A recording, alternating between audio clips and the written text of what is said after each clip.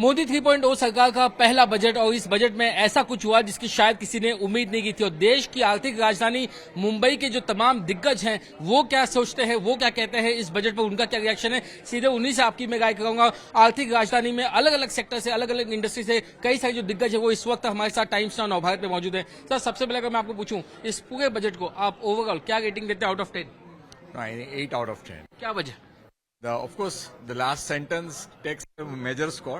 जो last sentence उन्होंने बोला डायरेक्ट टैक्स के ऊपर, वो मेजोरिटी ले लिया। अगर 12 लाख तक आप इनकम टैक्स कम करते हो, नियरली 1 लाख तक आपको नहीं है, बड़ा रिलीफ है, फाइनेंशियली भी नहीं और साइकोलॉजिकली भी।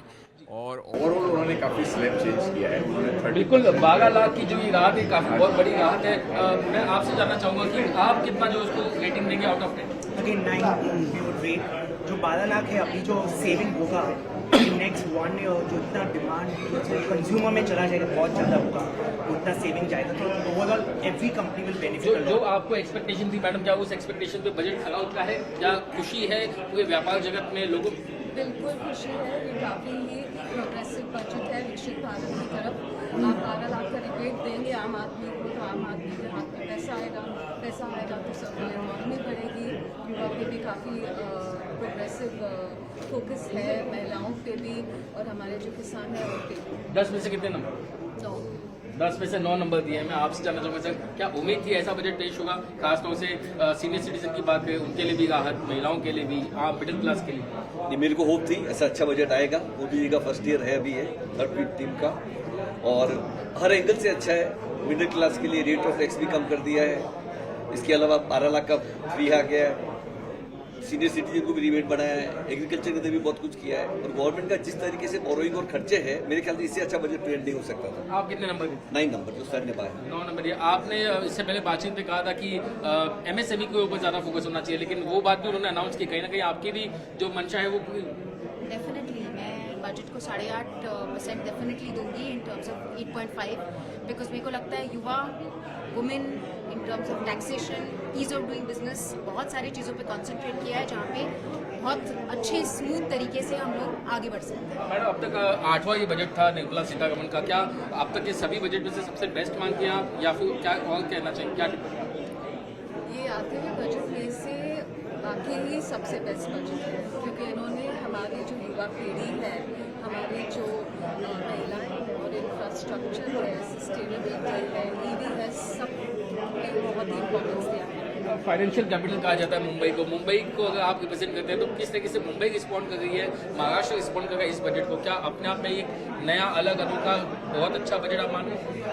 अच्छा budget other than tax reforms उन्होंने जो बताया है, एग्रीकल्चर, MSME और स्टार्टअप, उन्होंने पूरा का पूरा बजट उन्होंने डबल कर दिया हुआ है। उसकी वजह से agriculture, pulses, MSME, startup fund, उन्होंने जो पूरा एकदम डबल जो आउटले कर दिया है, उसकी वजह से महाराष्ट्र क्या पूरा इंडिया की ये इकोसिस्टम पे असर पड़ेगा। कई बार ये कहा जाता था कि चुनाव होते तब जो है लुभावने ऑफर दिए जाते हैं। इस बार तो चुनाव नहीं है, 5 साल तक एक सॉलिड सरकार है। क्या आपको लगता है ये अलायंस गवर्नमेंट है इसलिए ऐसा हुआ, या फिर एक्सपेक्टेड था? आई थिंक एक्सपेक्टेड था।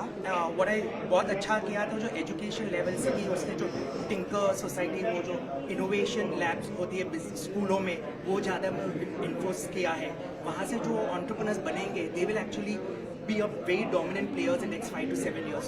So वो I think it's a very good. Social media पे लगातार कभी बार जो ट्रोल होती थी, कहा जाता था कि मिडिल क्लास का ध्यान नहीं रखते, लेकिन इस बार तो छप्पर फाड़ बरसात हुई middle class. Definitely, and I think उसकी वजह से काफ़ी इकोनॉमी बड़ी प्रोग्रेसिव तरीके से आगे बढ़ी। अगर आप इससे कहते हैं कि मोदी 3.0 का विजन है, आप इस विजन को किस तरीके से देखते हैं? क्या मोदी गवर्नमेंट पर अब तक अपोजिशन या एलिगेशन लगा था कि हम रिसेशन की ओर बढ़ गए, लेकिन ये बजट जो है एक क्लियर कट रोड मैप बताता है? मेरे ख्याल से उतना क्लियर तो नहीं है। सीतारामन ने पहले बजट दिए होंगे, इससे अच्छे बजट दिए, लेकिन प्रेजेंट सिचुएशन ऐसा है कि देश की बोरोइंग बहुत है, इससे अच्छा कर नहीं सकते थे।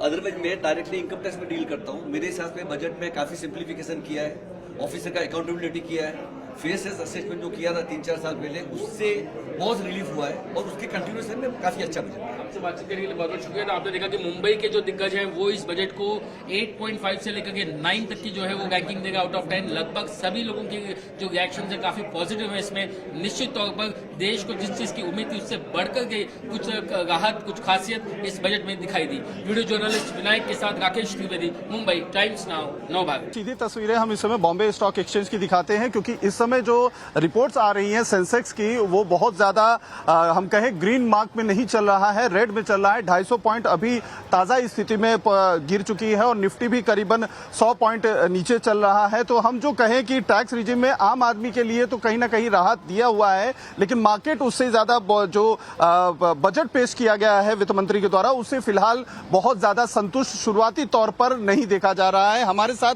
पंकज जायसवाल यहां पर मौजूद है, जो एक फाइनेंस एक्सपर्ट है। ये अपनी सिंपल भाषा में जो लोगों को समझने की बहुत ज्यादा जरूरत है कि अगर 12 लाख रुपए तक कोई टैक्स नहीं लगेगा तो वित्त मंत्री ने जो उसके बाद की जो चीजें कही हैं टैक्सेशन को लेकर वो कितनी जो है लोगों की परेशानी है कि उसमें कहीं कुछ नया है। पंकज जी, 12 लाख तक कोई टैक्स नहीं लगेगा, लेकिन फिर बाद में जो उनके टैक्सेशन के अलग अलग स्लैब बताए हैं, 4 लाख के ऊपर की जो है, फिर 8 लाख के ऊपर है, वो क्या है? ये आम आदमी के लिए राहत की खबर है कि कुछ नया उसमें जो है अपने तरीके से वित्त मंत्री जी ने किया है? देखिए, एक क्लैरिटी दे दूं, जो 12 लाख है ये तो 12 लाख तक अगर आपकी आय है तो जीरो इनकम टैक्स है। लेकिन अगर आप सैलरी वाले हैं तो यही लिमिट 12,75,000 हो जाती है, क्योंकि उसमें आप 75,000 स्टैंडर्ड डिडक्शन भी जोड़ लीजिए। तो एक बड़ा तबका जो है सैलरी क्लास का, जिसकी सैलरी 12,75,000 या उससे नीचे है, वो पूरी तरह से इनकम टैक्स से बाहर हो गया और ये बड़ा नंबर है। और बिजनेस क्लास में भी जो सैलरी क्लास नहीं है 12 लाख तक एक बड़ा नंबर ऑफ टैक्स पेयर आता है। तो एक बड़ी आबादी टैक्स पेयर्स की जो वो है इनकम टैक्स के दायरे से बाहर आ गई। तो एक बहुत बड़ा ईज है। स्लैब वाली जो बात है, अगर आपकी इनकम इससे ज्यादा हो गई तो स्लैब एक्टिवेट हो जाएगा, और इनकम इससे नीचे है तो कोई टैक्स नहीं है। ऐसा नहीं है कि 0 to 4 या जो भी उन्होंने डाला 4 to 8 ये तो 12 लाख का छूट गया। 12 लाख तक और 12,75,000 तक है तो जीरो। आप इससे ज्यादा गए देन स्लैब एक्टिवेट होगा, जिसमें कम नंबर लोग आएंगे, उतनी संख्या नहीं है। सबसे बड़ी जो लोअर मिडिल क्लास है या अपर से जो थोड़ा सा मिडिल क्लास है वो लगभग जो है इनकम टैक्स के दायरे से बाहर ही हो गया है। ये जो है इनकम टैक्स की छूट है। दूसरा, उन्होंने टीडीएस भी रेशनलाइज किया है। तो जो टीडीएस डिडक्ट होके जो सैलरी किसी को या कोई इनकम आती थी टीडीएस डिडक्ट करके, वो इनकम भी अब लोगों के हाथ में जो है बढ़ गई है, क्योंकि टैक्स इफेक्ट भी कम हुआ, टीडीएस इफेक्ट भी कम हुआ। जैसे किसी की रेंटल इनकम है तो रेंटल को उन्होंने टीडीएस को रेशनलाइज किया है। जैसे इंटरेस्ट है जो है सीनियर सिटीजन की, उस पर उन्होंने रेशनलाइज किया है। तो हाथ में आने वाली इनकम बढ़ी है। तो मिडिल क्लास के हाथ में जो ना परचेजिंग पावर देने का काम किया और नया इनकम टैक्स मिडिल क्लास के हाथ में परचेजिंग पावर देने की कोशिश की गई है, ताकि लोग कंज्यूम करेंगे तो इकोनॉमी को बूस्ट मिलेगा। ये कोशिश की गई है, लेकिन क्या ये कोशिश उसी तरह से रिफ्लेक्ट होती हुई भी दिखाई देगी? क्योंकि सुबह कई एक्सपर्ट्स हमारे ये भी कह रहे थे कि कोशिशें तो बहुत हो रही हैं, लेकिन उनका आउटकम वैसा नहीं है जैसा असल में उम्मीद की जा रही थी। क्या इसमें भी यही दिखाई देता है? ये हम समझने की कोशिश करेंगे, लेकिन एक बार पहले जरा सिन्हा साहब के पास चलूं। जनरल सिन्हा, बहुत स्वागत है आपका। कैसे देखा आपने इस बजट को, और खास तौर से डिफेंस को लेकर आपको क्या लग रहा है कि चीजें ठीक ट्रैक पर हैं?